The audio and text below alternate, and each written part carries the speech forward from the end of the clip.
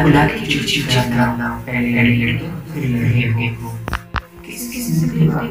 देना पड़ता है चाहिए खामोशी सोना हमेशा सच बोलूं ताकि कसम की जरूरत नहीं पड़े गुनाह से बचना बड़ी है किसी से बात करने की ना रोको के नहीं का आसान नहीं करता है उला से अच्छा क्या है आया हर चीज जो हमारी इज्जत से ज्यादा है रह जैसे कुवत इतना दौलत घूम लाश पर अगर ये वीडियो सही है